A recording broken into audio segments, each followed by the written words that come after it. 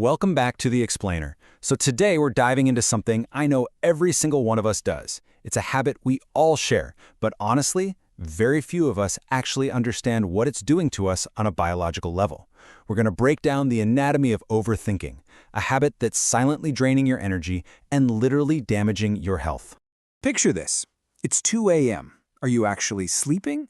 Or are you lying there staring at the ceiling, replaying some totally mundane conversation from like 3 days ago? Come on, be honest, we've all been there.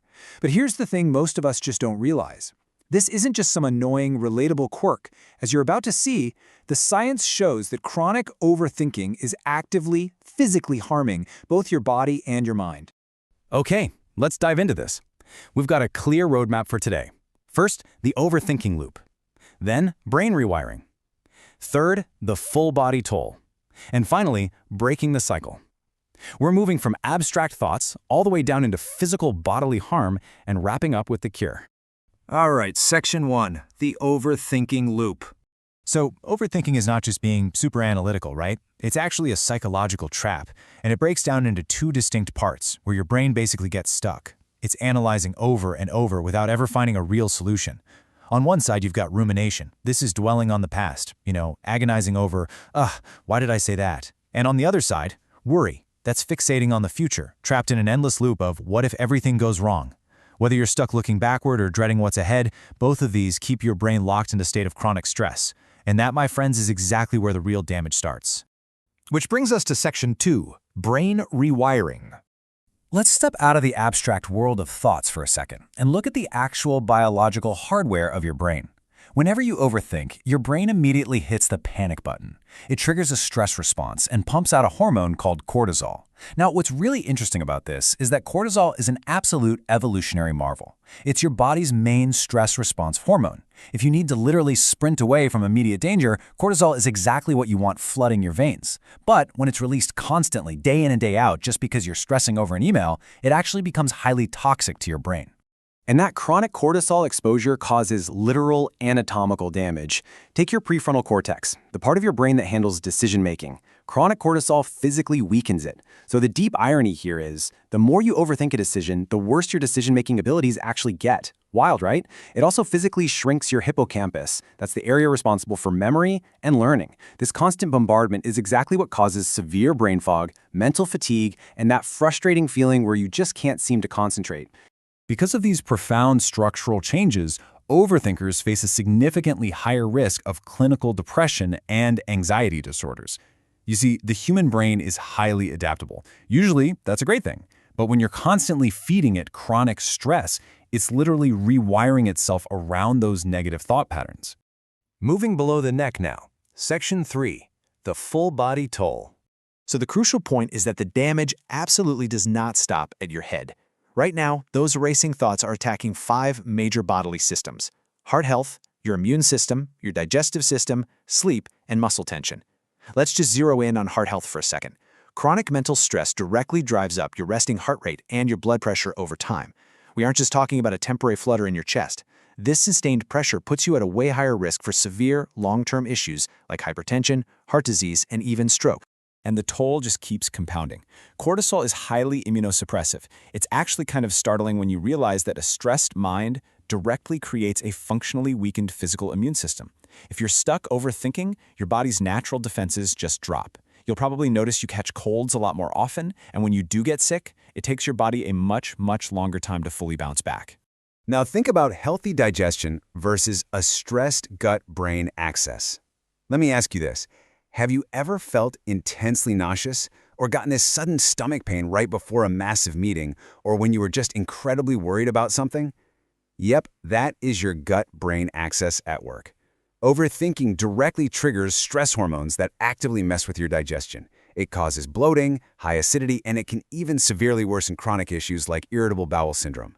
And then we hit the absolute thief of overall health: sleep disruption. Just follow this cycle with me. 11 p.m. rolls around, your racing mind makes it basically impossible to fall asleep. By 3 a.m., severe sleep deprivation starts compounding your physical stress. And at 8 a.m., because of that awful night's sleep, you wake up with even more anxiety than you had yesterday. It's a vicious, self-feeding cycle. And this brilliantly illustrates how the nocturnal racing mind is directly linked to massive long-term issues like obesity, diabetes, and cardiovascular disease. 0. That is the exact amount of physical relief your body gets when your mind is just constantly spinning. Because of all this mental stress, your body essentially hoards physical tension, especially in your neck, your shoulders, and your jaw. This total lack of physical downtime leads straight into chronic tension headaches and relentless, exhausting body pain. But don't worry, there is a way out. Section 4, Breaking the Cycle. Okay, take a deep breath. We just covered a lot of heavy biology, but here is the empowering reality. Overthinking might feel permanent, but at its core, it's just a habit, and habits can absolutely be broken. We've got 5 clear, actionable, evidence-based tools to rewire your brain and halt this damage. The 5-5-5 rule, deep breathing, scheduling worry time, physical activity, and finally, writing it down. Let's look at exactly how to use these. I absolutely love this first one. The next time you feel your brain spinning out of control, just stop and ask yourself, will this matter in 5 days? Will it matter in 5 months? What about 5 years? The 5-5-5 rule is incredibly effective because it instantly forces your brain to put everyday worries right back into perspective. If the answer is no, challenge yourself to just let it go. Next up is deep breathing and mindfulness. Deep breathing physically activates your parasympathetic nervous system. You can think of this as the ultimate calming counterpart to your body's stress response, and it works astonishingly fast.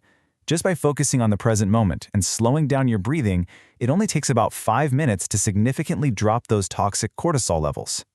Then, we build a structured defense by actually scheduling what we call worry time. I want you to set aside exactly 15 minutes a day, specifically to just think about your worries. Literally, put it on your calendar. But here's the catch, the golden rule. Outside of that specific 15-minute window, you have to redirect your mind. Doing this actively trains your brain so it stops defaulting to rumination 24 hours a day, 7 days a week. Our final steps combine the physical with the mental. Physical activity is quite literally one of the most powerful, natural stress relievers we've got. It physically burns off that excess cortisol while flooding your brain with feel-good endorphins.